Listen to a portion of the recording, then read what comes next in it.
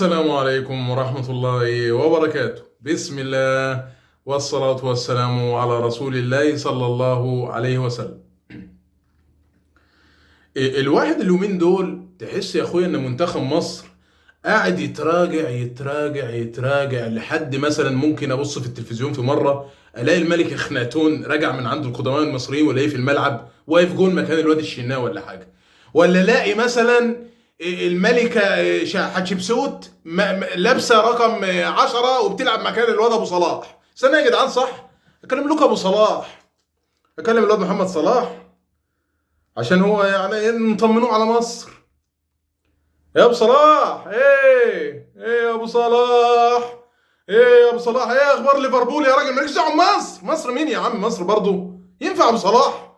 انا بقول لك بس لو يعني لو ما كانش عندك خلفيه يعني. مصر النهارده اتراجعت ابو صلاح، كل شهر بتتراجع مركز لحد ما هتبقى دلوقتي هنرجع بقى لايام القدماء ولا حاجه. انت ايه رايك يا ابو صلاح؟ انا يا رب ما اكونش ازعجت سياده حضرتك يعني. انا عارف برضه يا صلاح ان انت، لا انا عارف اللي عندك يا راجل، ما تقولش كده، ما تقولش كده يا ابو صلاح. مالكش دعوه انت مصر مين يا ابو صلاح؟ ده انا بس بتصل بيك بطمنك على مصر، بقول لك مصر بتتراجع يا ابو صلاح وانت اتفرج، انت مالكش دعوه. لا انت خليك مع ليفربول وتعالى مصر، خاف على رجلك وما تدخلش في الالتحامات عشان رجلك برضه. ليفربول اهم من مصر يا ابو صلاح، ليفربول اهم من مصر. مصر مين يا عم؟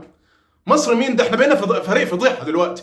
احنا منتخب فضيحه. هو احنا الجماهير بتاعتنا حتى ما بقاش لها دعوه بمنتخب مصر. ده حد، انت حد في حد يا ابو صلاح من الجمهور بقى بيجي يستقبلك في المطار؟ ما انت بقيتش شيخ، انت رخر. ما خلاص يا ابو صلاح، مصر راحت يا ابو صلاح. انا بقول لك بس ترتيب سبتمبر يا ابو صلاح، احنا بنتراجع في المراكز العالميه، هنبقى ال100 قريب. يعني ما كنتش ازعجت سيد حضرتك يعني.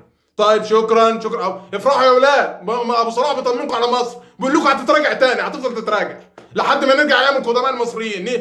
تنزل الملكه هي اللي تجيب اجوال. شكرا ابو صلاح، شكرا اخويا، شكرا. بسلم لي على يورجن كلوب واديله بالشبشب.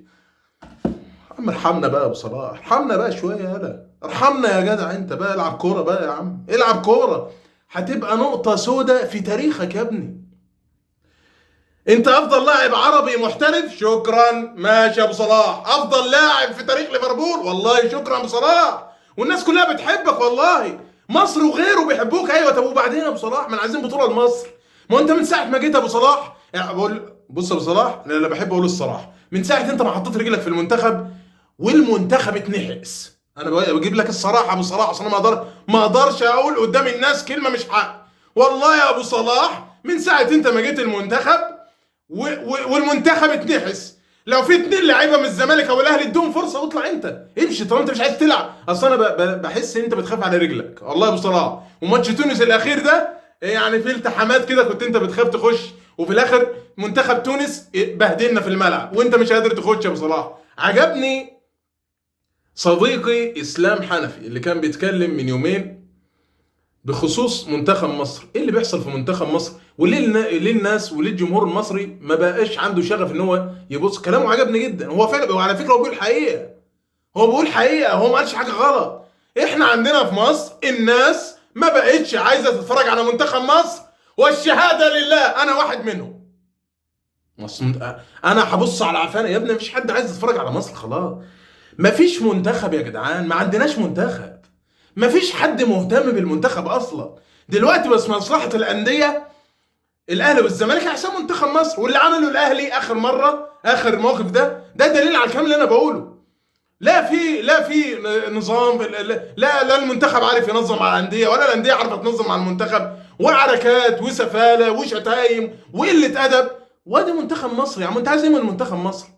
منتخب مصر خلاص، ما انا عن نفسي ما بقتش عايز اتفرج على المنتخب.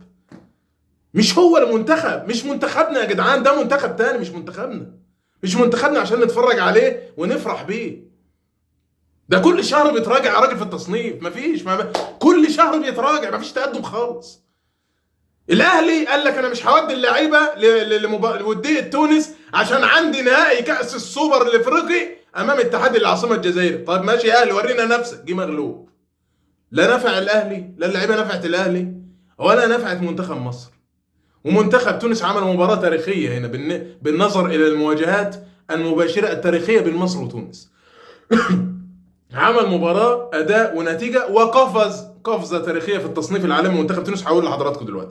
خلينا أقول لحضراتكم تصنيف شهر سبتمبر 2023 اللي نزله الفيفا اليوم. الاتحاد الدولي نزل هذا التصنيف اليوم، يعني ده التصنيف الرسمي للمنتخبات العالمية، يعني تصنيف حول العالم، منتخبات افريقية واسيوية ومنتخبات اوروبية حول العالم. تصنيف ايه؟ تصنيف شهر سبتمبر. خلينا نقول بالنسبة لشمال افريقيا، وخاصة ان احنا المحتوى بتاعنا بيخص شمال افريقيا، اللي استفاد من التصنيف المنتخب المغربي والمنتخب التونسي، لانهم هما الاثنين تقدموا في التصنيف العالمي. اما منتخب الجزائر ومنتخب مصر، رغم فوز المنتخب الجزائري على السنغال لم يستفيد، تراجع مركز، والمنتخب المصري تراجع ايضا بسبب خسارته امام منتخب تونس. المنتخب المغربي بيتصدر ترتيب المنتخبات الافريقية والعربية، وبيتصدر ترتيب المنتخبات العربية في التصنيف العالمي. المنتخب المغربي قفز مركز وحيد من ال 14 إلى ال 13 في التصنيف العالمي. احنا عارفين المنتخب المغربي بعد كأس العالم كان في المركز ال 11، يعني نهى كأس العالم 2022 قطر كان في المركز ال 11 لحد ما لعب مع البرازيل وتعادل مع البيرو، تقريبا كان ال 12 بقى ال 12. جه الراس الاخضر واديت الازرق اخضر، اتعادل وبعدين اتهزم من جنوب افريقيا، بقى في المركز ال 14. ده اخر تصنيف للمنتخب المغربي اللي هو من شهرين تقريبا. الشهر الحالي استفاد المنتخب المغربي من الفوز على بوركينا فاسو في المباراة الودية اللي كانت في فرنسا. اتأجلت له طبعا مباراة ليبيريا اللي هي في الجولة الأخيرة من تصفيات أفريقيا تحصيل حاصل. اتأجلت له طبعا بسبب الزلزال. حفظ الله المغرب وليبيا وجميع الشعوب العربية إن شاء الله. فالمنتخب المغربي لعب ودية بوركينا فاسو، فاز، استفاد، قفز مركز في التصنيف العالمي. المنتخب التونسي لما فاز على مصر قفز مركزين، من المركز ال 31 إلى المركز ال 29 حول العالم. المنتخب التونسي استفاد، خد 8 نقاط في هذا الشهر في المباريات اللي لعبها. لما فاز طبعا على منتخب مصر 3-1 قفز في التصنيف. يعني المنتخب التونسي استفاد في التصنيف من هذا الشهر استفادة كبيرة. الفوز على منتخب مصر خلاه يعني يقفز مركزين من ال 31 إلى ال 29. منتخب الجزائر تراجع من المركز ال 35 إلى 34، لم يستفيد، رغم ان المنتخب الجزائري فاز على المنتخب السنغالي. وانا قلت ان المنتخب الجزائري تاريخيا بيتفوق على السنغال. المنتخب الجزائري ادى مباراة كبيرة في السنغال. المنتخب الجزائري تاريخيا بيتفوق على السنغال، والسنغال لا تجيد التعامل في افريقيا مع المنتخب الجزائري. التاريخ بيقول كده، المنتخب السنغالي لا يجيد التعامل مع المنتخب السنغالي. حتى في اقوى حالاته المنتخب السنغالي خسر مباراة ودية اداها المنتخب الجزائري مباراة كبيرة كانت في السنغال، ورغم فوزه لم يستفيد ايضا المنتخب الجزائري وتراجع مركز وحيد. المنتخب المصري بسبب خسارته من منتخب تونس تراجع من المركز 34 إلى 35. طبعا لم يستفيد المنتخب المصري والجزائري من المباريات اللي اتلعبت في التوقف الدولي. التصنيف بيتغير، ممكن التوقف الجاي اللي هو توقف اكتوبر في مباراة مهمة لمنتخب مصر مع الجزائر، الله اعلم ايه اللي هيحصل في التصنيف. ولكن انا بشكل عام منتخب مصر احنا بنهزر وبنضحك على بعض، بنهزر وبنضحك على بعض. ده مش دي مصر، ولا دي المنظومة في مصر، ولا دول مسؤولين مصر، ولا ده اتحاد مصري، ولا ده مدرب منتخب مصر، ولا ده اي حاجة. لو قارنا الاجيال اللي جت بعد جيل ابو تريكة تحس ان انت ده شغل عيال، شغل عيال، والله شغل عيال. خلينا اقول لحضراتكم التصنيف بشكل عام. نقول اول 20 منتخب حول العالم، واول 10 منتخبات عربية في التصنيف العربي، وافضل كمان 10 منتخبات افريقية. شكرين ابو صلاح، ما تتعبش نفسك انت ابو صلاح. انا بقول لك انت خليك في ليفربول، انت رجلك خاف على رجلك برضه، فلوس يا ابو صلاح، مالكش دعوه بمصر. مصر يا راجل، مصر مين يا راجل؟ خليك في ليفربول، مالكش دعوه انت بالتصنيف يا ابو صلاح. التصنيف يضرك، التصنيف يضرك. اتفرج يا ابني على السنغال وهي بتغلبنا ماتشين ورا بعض بضربات الجزاء في كاس العالم وافريقيا. اتفرج انت، مالكش دعوه انت بحاجه، ما تتعبش نفسك يا ابو صلاح. ما تتعبش نفسك يا ابو صلاح. الله يخرب بيت العيشه واللي عايشينها ابو صلاح. ابو صلاح افتح يا عم انت راخر. الولايه ام اسماعيل قفلت التليفون بالباسورد ولا ايه؟ الله يخرب بيتك يا وليه. الولايه بتقفل التليفون من ورايا. الولايه دي مشكله، الولايه دي والله. اول 20 منتخب حول العالم اللي هم افضل 20 منتخب يعني وفقا للتصنيف الحالي، تصنيف حتى التليفون مش راضي. وفقا للتصنيف بتاع شهر سبتمبر اللي نزله الفيفا اليوم، افضل 20 منتخب هما: واحد، السيد معزاوي منتخب الارجنتين، الواد معزه، الف مبروك يا معزه، الف مبروك. بس بالنسبه للفوتسال المغرب انت في المركز ال100 دلوقتي يا ابو سبعه، يلا يا سبعاوي.